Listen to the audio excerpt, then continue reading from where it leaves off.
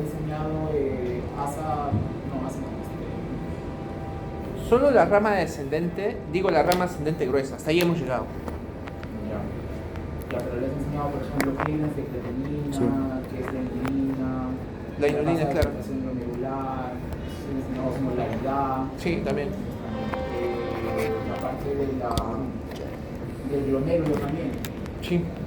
La arteriola aferente. Eferente. Todo lo básico, todo tiene notación. Vamos a terminar ya con la porción tubular. Una pregunta, profesor. La porción tubular se divide en la tubular recta y de ahí en el cortical y en el medular interno y externo, ¿no? No sé si en la cortical. Es así, mira, primero debes entender el túbulo contorneado distal inicial. Y final. Y luego ya tenemos el túbulo contorneado distal final. S1, S3. Más el túbulo conector.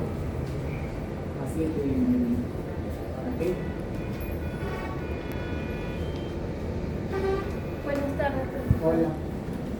Bien, entonces en el túbulo contorneado distal inicial tenemos la célula. Siempre la mayoría de los transportes van a estar asociados a la bomba de sodio potasio teteasa. La bomba de sodio potasio teteasa, recuerda que se encuentra en la membrana vasolateral.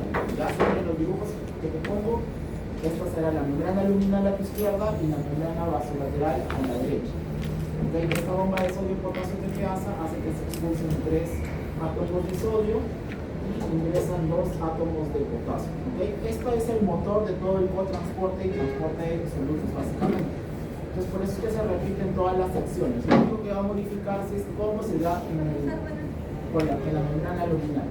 Bien, entonces esta disminución del transporte, esta bomba de sodio lo que va a lograr es que la concentración del sodio sea disminuida, ¿verdad?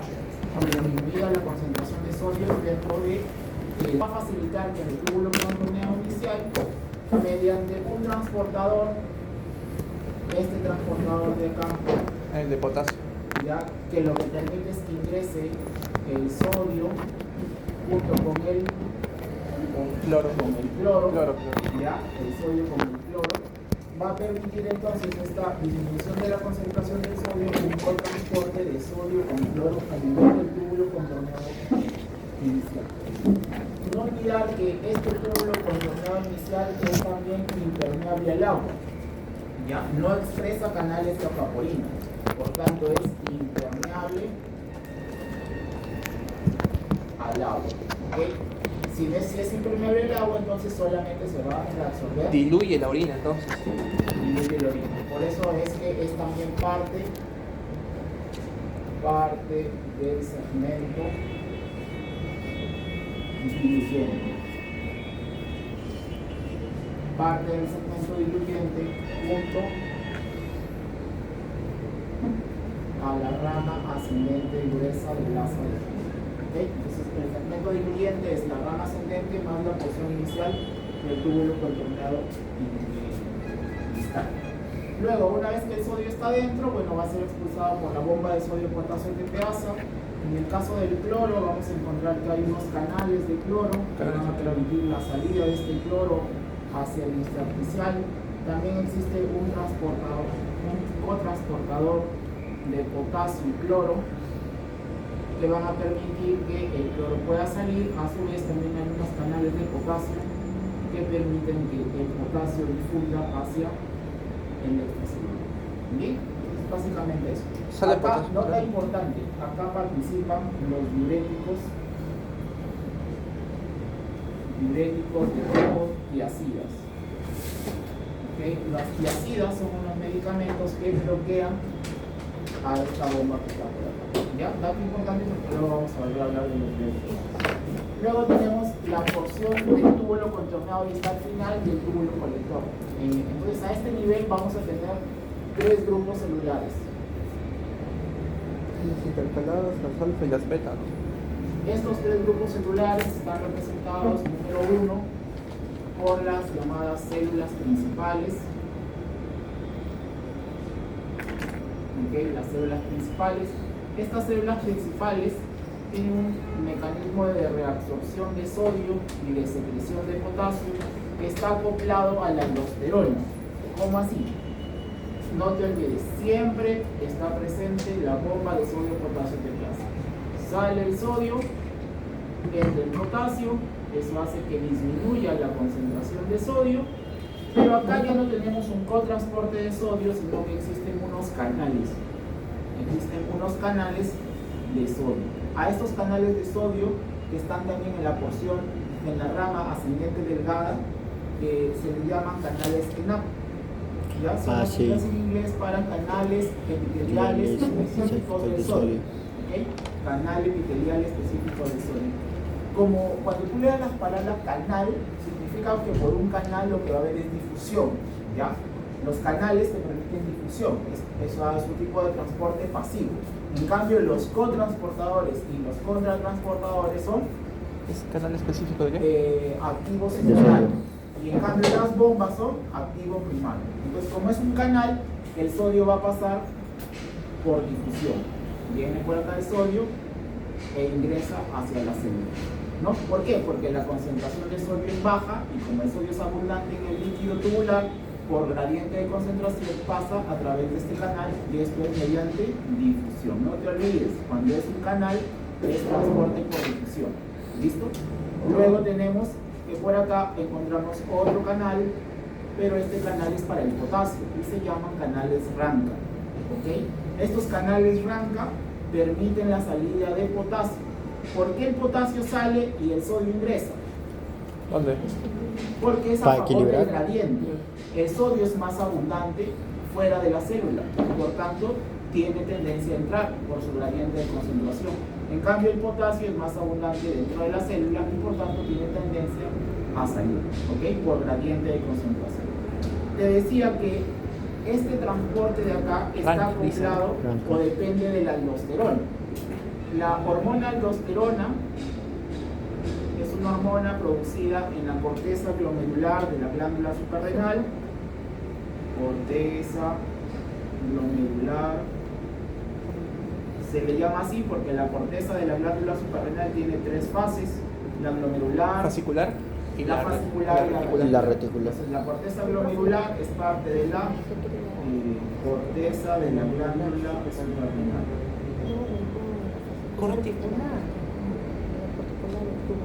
Bien, entonces esta corteza de la glándula suprarrenal va a producir aldosterona.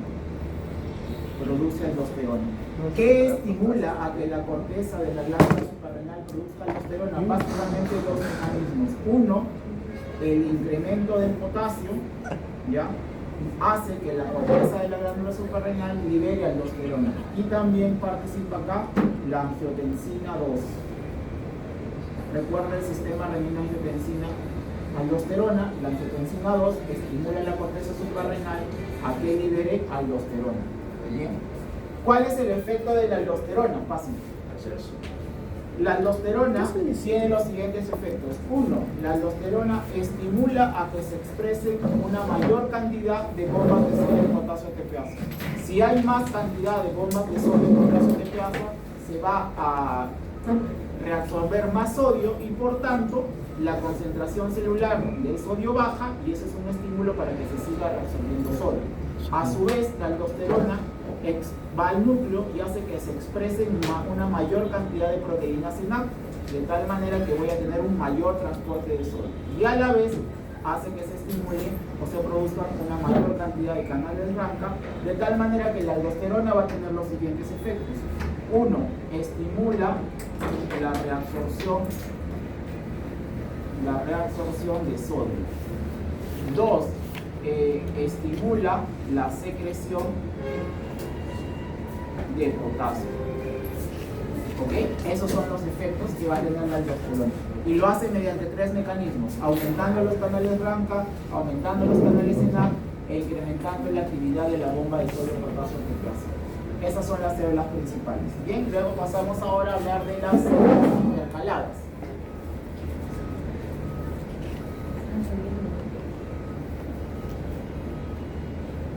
Las células intercaladas, te decía, son dos grupos, por eso acá les he puesto tres, porque tenemos unas células intercaladas que son de tipo alfa y unas células intercaladas de tipo beta. Por ahí en algún otro libro vas a ver que les ponen células A o células B, lo mismo, ¿ya? En el caso de las células intercaladas alfa se caracterizan por lo siguiente: se encargan de secretar hidrógeno y reabsorben, secretan hidrógeno y reabsorben bicarbonato. Entonces te será útil en una situación en la que estés con acidosis, porque si tienes acidosis tienes exceso de hidrogeniones y las células alfa te ayudan a poder eliminarlo. ¿Ok? En cambio, las células beta intercaladas es al revés, van a reabsorber hidrógeno, reabsorben hidrogeniones y en cambio secretan bicarbonato. Bien, digamos que tienen funciones opuestas las alfa de las beta. En una situación de alcalosis tendré déficit de hidrogeniones, entonces trabajarán las células beta, y en una acidosis trabajarán las células alfa. Ahora, ¿cómo se enteran ellas que hay acidosis o alcalosis? Porque tienen unos receptores de membrana que sensan los niveles de hidrogenión. Cuando hay exceso de hidrogenión, eso estimula a las células alfa y empiezan a trabajar ellas. Cuando hay déficit de hidrogeniones y exceso de bicarbonato, empiezan a trabajar las células beta, dependiendo de lo que captan sus receptores. Lo puedes aprender así y está bien. Ahora, ¿cuál es el mecanismo? El mecanismo, tienes por acá una célula, ¿ok? En esta célula vamos a encontrar que intercalada alfa. Acá vamos a encontrar una bomba de hidrógeno, que es una bomba ATPasa, entonces será un transporte activo. Este transporte activo permite la salida de hidrógeno, ¿ok? Salida de hidrógeno. Y luego también vamos a encontrar por acá una ATP que expresa también una salida de hidrógeno, ¿ok? Ingresa potasio. Pero ingresa potasio. Bien, ingresa, en ambos casos sale el hidrógeno, pero con la de acá vamos a encontrar que hay ingreso de potasio. Este hidrógeno proviene de una reacción muy sencilla, que por ejemplo si tienes exceso de CO2, cuando hay exceso de CO2, este CO2 se combina con el agua. Siempre que hay exceso de CO2 se combina con el agua por acción de la anhidrasa carbónica y voy a obtener como resultado hidrógeno que luego es bombeado por estas dos canales, pero al mismo tiempo bicarbonato. Bicarbonato. Este bicarbonato luego debe ser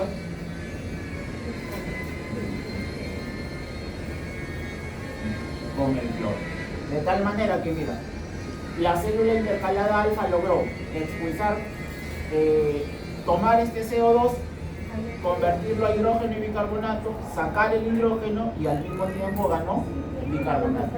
¿Ok? Por eso es que las células alfa secretan hidrógeno y al mismo tiempo reabsorben bicarbonato. ¿Ok? Recuerda, esto es la membrana luminal, o sea, por acá está el líquido que se va a convertir en orina y acá tenemos la membrana vasolateral, que es la que está en contacto con los vasos sanguíneos y el linfocitos. ¿Ok? Si te das cuenta de algo interesante es que cuando una persona tiene acidosis trabajan más las células intercaladas alfa y uno de los costos de poder expulsar el hidrógeno es que ganas potasio. Por eso es que la acidosis te puede llevar a la hipercalemia, porque botas hidrógeno sí, pero a la vez ganas potasio. Y el potasio elevado es potencialmente grave, ¿no? Porque pequeñas variaciones pueden generar arritmias cardíacas. ¿Ya? Entonces, por eso es que la acidosis tiene tendencia a la hipercalemia. Ya puede incrementar la reabsorción de potasio. Ahora, en el caso de la célula beta, es lo mismo, pero al revés. Chupa hidrógeno y... Es lo mismo, pero al revés. Lo único que tienes que hacer es intercambiarlos. O sea, si las bombas de hidrógeno están en la luminal, acá los dibujas en el la bicarbonato se vasolateral. bota con cloro, ¿no? ATP acá, y ahora el hidrógeno, en vez de ser secretado, es reabsorbido. La única diferencia entre alfa y beta es que los canales de alfa que están en la luminal ahora son expresados en la vasolateral. Por acá vas a tener también un transportador que permite expulsar, que te permite ingresar el hidrógeno y a la vez te permite sacar el potasio. Bien, entonces, dicho eso, por acá vamos a ver que existe un canal que se llama pendrina. Pendrina. Pendrina. La pendrina hace las mismas funciones que este canal que expulsaba el bicarbonato. El bicarbonato sale. Una consulta, doctor. Dime. En las células alfa, ¿el bicarbonato sale pero el cloro entra o el cloro sale? No, es el cloro entra. Y en este lado tenemos bicarbonato y el cloro entra. ¿Ok? Listo, entonces este contrasportador con este hacen básicamente lo mismo, pero los nombres no son los mismos. En unos casos se llama pendrina y en el otro caso es simplemente una proteína cotransportadora. ¿Ok? Bien. ¿Qué faltaba? Bueno, la reacción que he puesto acá del agua con el CO2 es la misma, ¿no? Para poder producir el hidrógeno y para poder... La única diferencia es que ahora el hidrógeno sale, es excretado en el túbulo, ahora el hidrógeno es... Perdón, el bicarbonato es secretado y el hidrógeno es reabsorbido. Entonces por acá tendré, por ejemplo, CO2 más agua, y de eso tendré hidrógeno que sale, tendré hidrógeno que ahora es reabsorbido, y por otro lado tendré bicarbonato que es secretado. ¿Ok? Esas son las células intercaladas alfa y beta. Entonces, conclusión, las intercaladas alfa son preponderantes en acidosis para poder botar hidrógeno, y las células beta son preponderantes en alcalosis para poder conservar hidrógeno. Bien. Ahora vamos a hablar de los diuréticos y algunas cuestiones de otros Preponderante en alcalosis, las betas para reabsorber hidrógeno, dijo algo así, ¿no?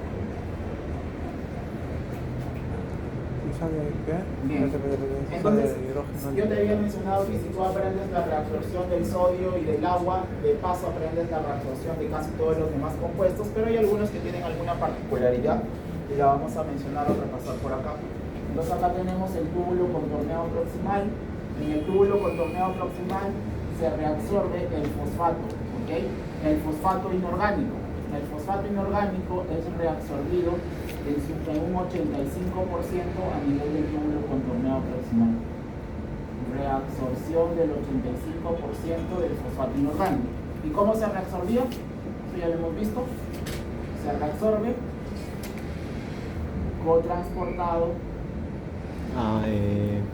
transportado con el sodio. ¿Ok?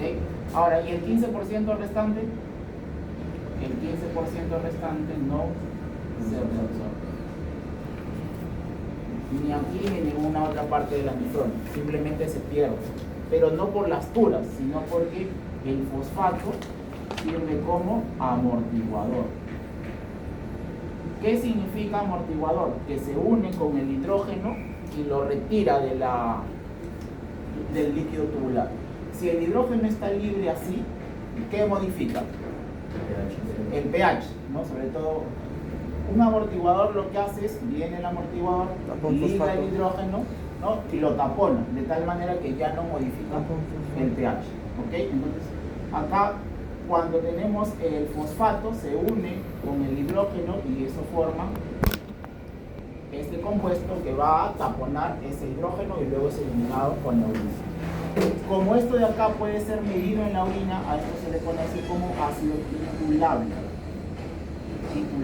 ¿Por qué ácido titulable? Porque supongamos que tienes la orina de un paciente y yo te pido, bueno, calcule usted por favor la cantidad de hidrógeno excretado. Eso lo conoce con fenolftaleína y... ¿Ok? Yo te digo, tienes la orina de este paciente y yo quiero saber cuánto hidrógeno ha excretado. El error que podrías cometer es decir, bueno, doctor, voy a agarrar, voy a tomar la muestra de orina y voy a medir la concentración de hidrógeno en esa muestra de orina. ¿Por qué sería un error? Porque si tú mides la concentración de hidrógeno en la orina, te va a salir un valor muy por debajo de lo que realmente fue aportado. ¿Por qué? Porque el hidrógeno excretado en buena medida es taponado. Entonces necesitaría medir también a este ácido. Si yo mido a este ácido, sabré entonces de manera indirecta cuánto hidrógeno fue realmente excretado. Por eso se le conoce como ácido titulable, ¿ya? Porque algo titulable es algo que tú puedes medir dentro de una solución. Eso ¿Ok? se le echa fenolftaleína e hidróxido de sodio, ¿no? A la reacción química le hablan. Eso hacemos en Dios. ¿Ok? ¿Se entiende por qué le llaman ácido titulable? ¿Cierto? Titulación. Bien, Sí. entonces, si te preguntasen cuál es el principal amortiguador del líquido tubular, el fosfato. Ya, el fosfato es el principal amortiguador del líquido tubular. Bien.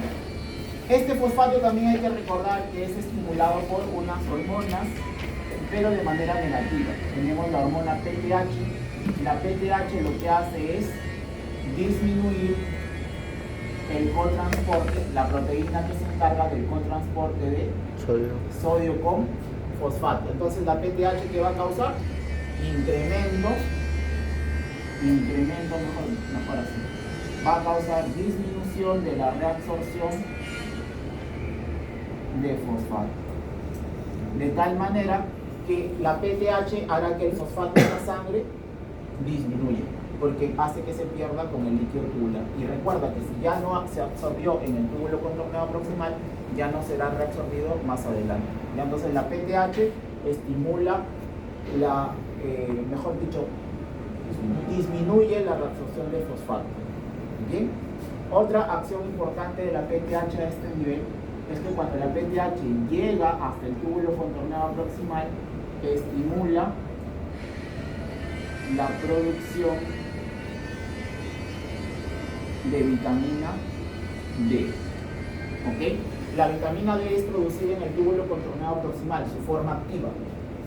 La vitamina D tiene dos fuentes, la exógena y la endógena. La exógena, la que tú comes en algunos vegetales, es una cantidad mínima. La principal fuente es endógena en realidad, que se da por unos cambios químicos de un lípido que se expresa en tus células de la piel, reciben rayos ultravioleta tipo B, luego ese compuesto es vitamina D, pero aún no es activo, o sea, no cumple una función, se va al hígado y ahí sufre una primera hidroxilación. Luego sigue viajando por la sangre y en el riñón sufre la segunda hidroxilación y recién ahí se convierte en vitamina D forma activa. ¿Bien? ¿Y esa vitamina D para qué sirve? Para incrementar la reabsorción de calcio, pero no en el riñón, sino en el intestino, ya de la dieta. Listo, entonces ahí tenemos a la PTH, sus funciones dentro del túbulo contorneado proximal. Okay. Luego debemos mencionar también que en el túbulo contorneado proximal tenemos a la urea, reabsorbe el 50% de la urea, ¿ya? Y reabsorbe cerca del 85% del bicarbonato. ¿Okay? A ver, acá sí que bueno poner. En el caso del túbulo contorneado final, el túbulo colector, aquí se reabsorbe entre el 8 y el 15% del agua. En el túbulo contorneado proximal, ¿cuánto de agua se reabsorbe? 65%. Ya, y en el asa de Henle, 15. ¿ahí cuánto vas? 65. Ahí ya vas 80. 80. entonces te faltarían 20, ¿verdad? Entonces lo restante se va a distribuir entre esta porción y la siguiente, ¿ya?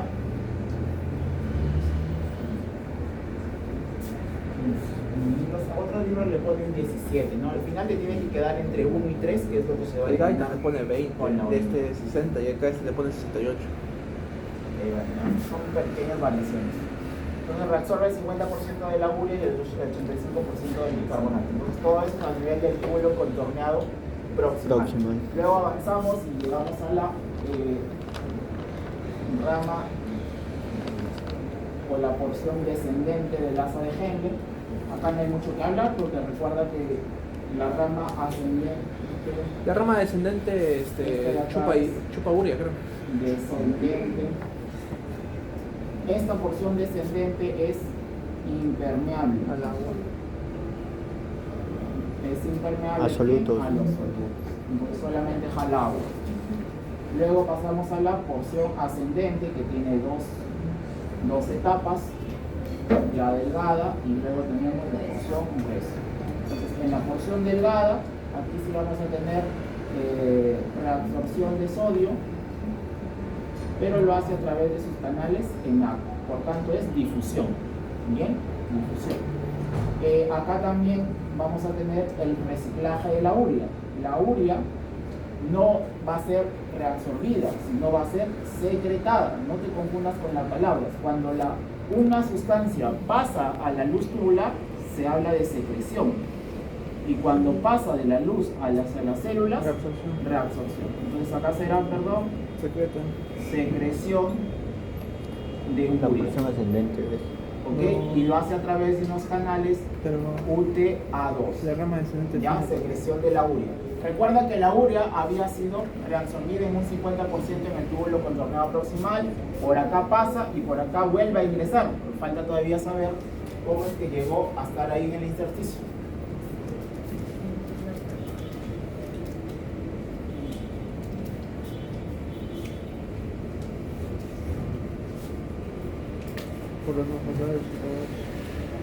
En la rama descendente fina también se secreta un poco. En la rama descendente fina no hay descendente fina, es descendente, sobre todo es delgado. La descendente solamente es para reabsorber agua, es impermeable a cualquier soluto. La porción ascendente delgada o rama ascendente delgada, ahí sí hay secreción, reabsorción de sodio. ¿Okay? Bien, luego seguimos avanzando y ya llegamos a la porción ascendente gruesa, y acá lo que nos vamos a encontrar es con el cotransportador que hemos mencionado por allá, que es, para esto lo vimos en la clase pasada, este es el del sodio, potasio, 2 cloro, ¿verdad? Bien, luego seguimos avanzando y ya llegamos a la porción del túbulo contorneado distal. Y luego llegamos a los túbulos colectores. En los túbulos colectores debes recordar que hay un túbulo colector cortical, hay un túbulo colector medular externo, túbulo colector medular interno. ¿Por qué debes recordarlo así? Porque los dos primeros son impermeables a la urea. Impermeables a la urea. ¿Qué significa que sean impermeables a la urea? Pues que no es ni reabsorbida ni secretada. Entonces la urea que pasó por acá y siguió su camino, no le pasa nada, todo está hasta acá, hasta que al fin la urea llega al túbulo colector medular interno. Y acá la urea es reabsorbida. ¿A través de qué canales? Los UTA1 y Los 3. UTA1 y los UTA3. Entonces mira, acá la urea es reabsorbida y al ser reabsorbida pasa hacia el intersticio. ¿Y qué pasa entonces con la osmolaridad intersticial? Sube, incrementa la osmolaridad intersticial. ¿Ok? Este incremento de la osmolaridad intersticial es el efecto que necesita el agua para poder ser reabsorbida mediante los canales de aquaporina. 1, ¿no? Aquaporina 2. ¿Quién estimula todo esto? La hormona Antidiurética. La antidiurética estimula que se expresen canales de aquaporina y a la vez estimula a que la urea sea reabsorbida mediante esos canales.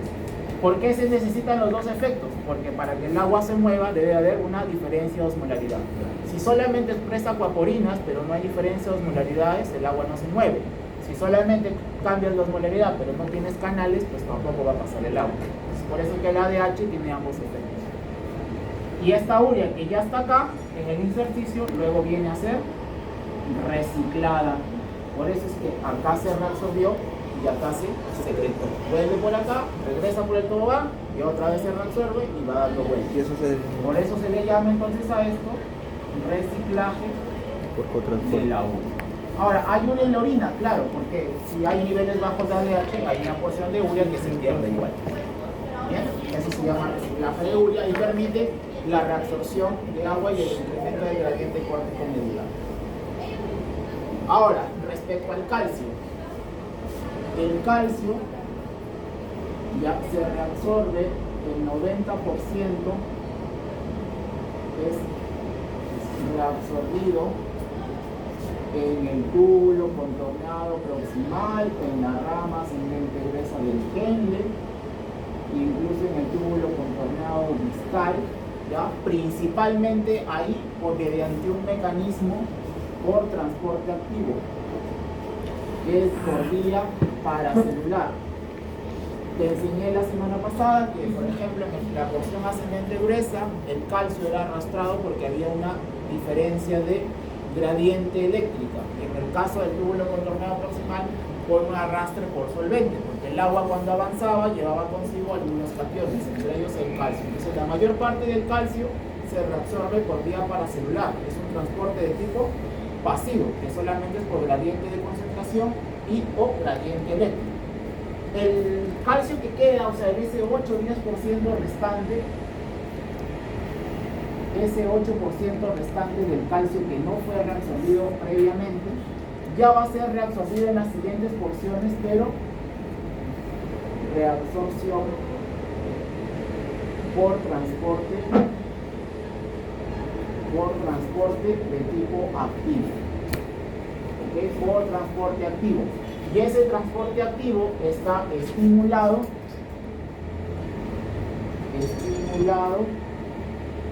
por la hormona PTH. Así como la PTH disminuye la reabsorción de fósforo, aquí lo que hace es incrementar la reabsorción de calcio, pero lo hace a nivel del túbulo contorneado distal y el túbulo colector. También la vitamina D tiene un papel ahí, ya con una proteína. Bien, luego tenemos el magnesio. El magnesio se reabsorbe principalmente Para celular.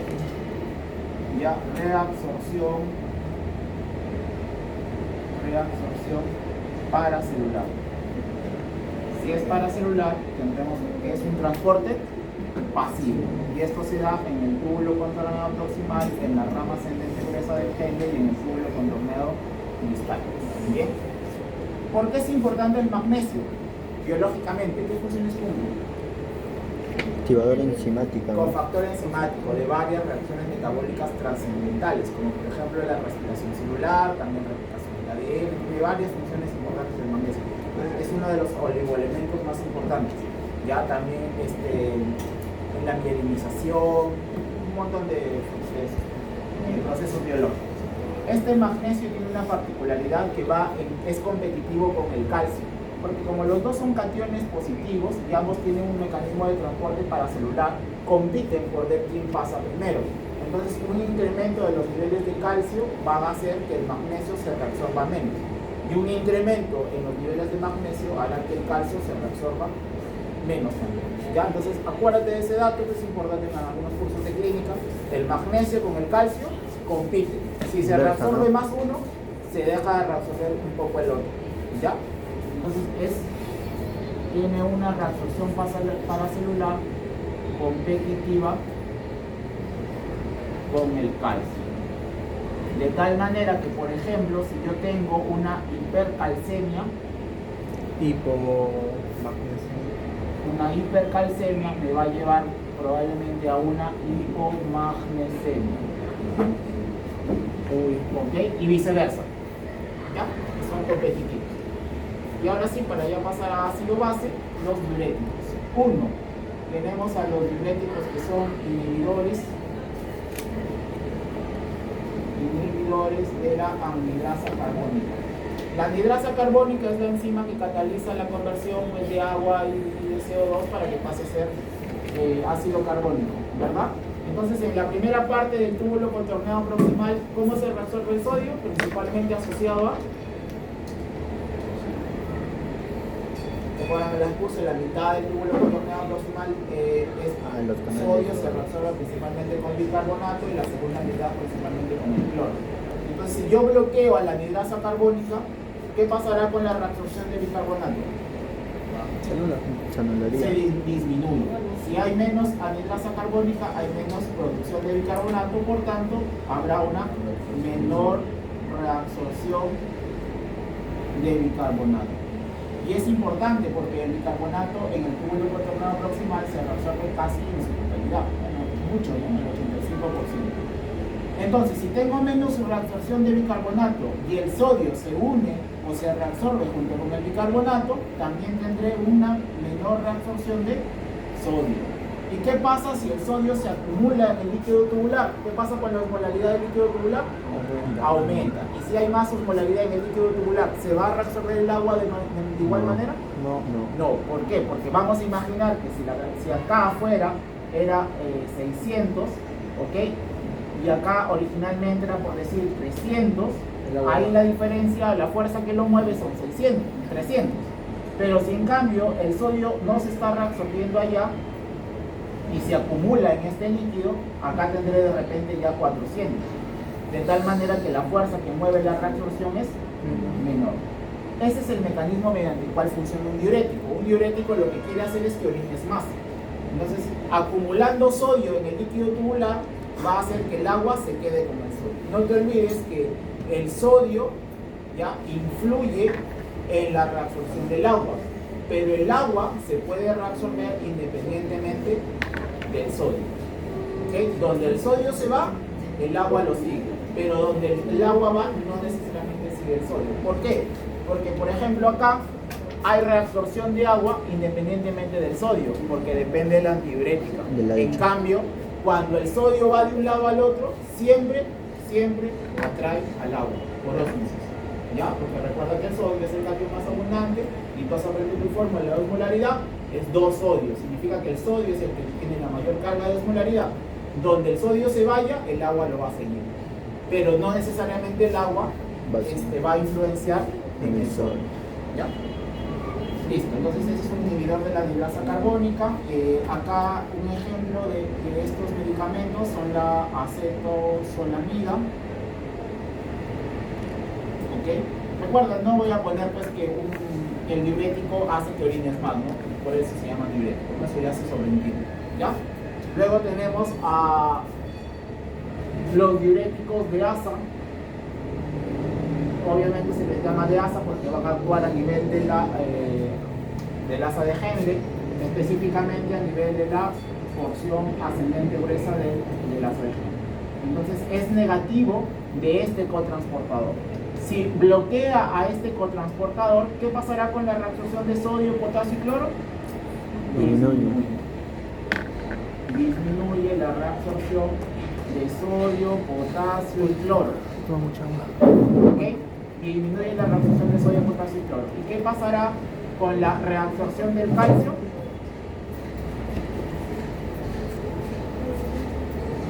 También disminuye la reabsorción del calcio.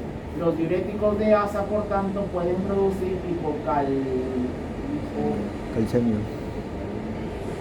hipocalcemia. ¿Cuál es el mecanismo mediante el cual un diurético de asa produce hipocalcemia?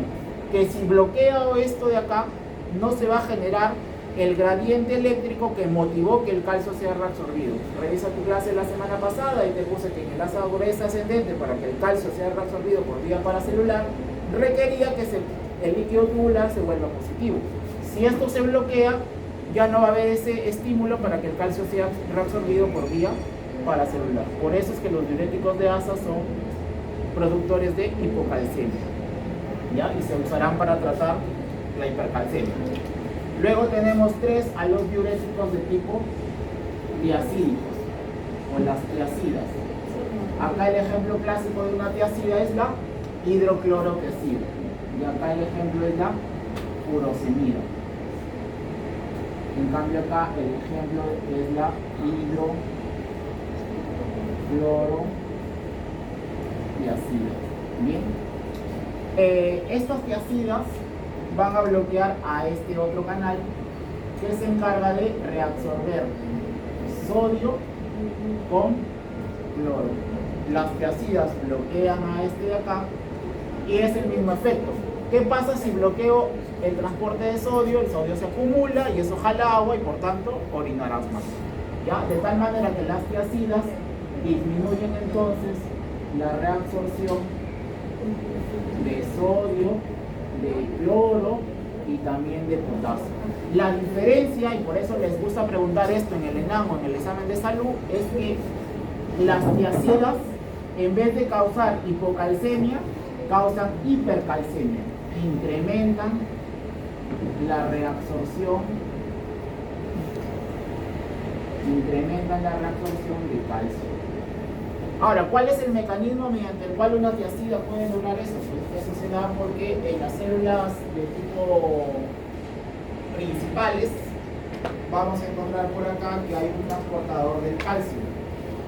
Ese transportador del calcio, más afuera. Esa bomba de calcio está acá en la membrana vasolateral, es una bomba ATPase y hace que el calcio ingrese.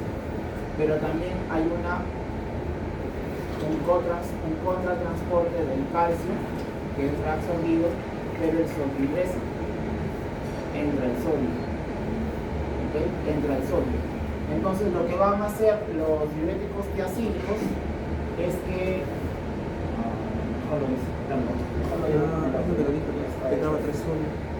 ya está hecho el canal.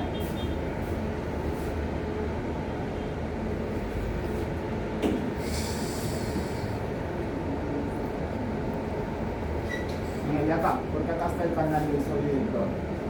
Entonces, acá lo que va a ocurrir es que vienes, bloqueas este de acá.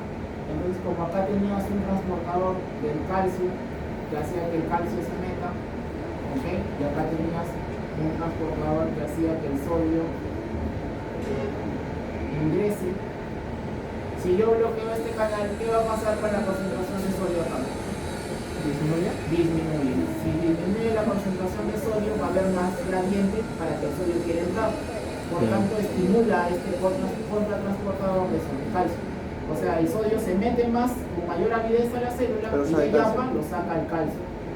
Al sacar al calcio, ¿qué pasa con la concentración del calcio dentro de la célula?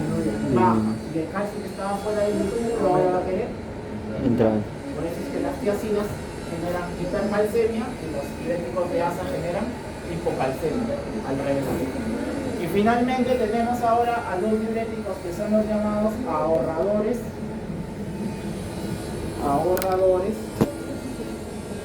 de potasio.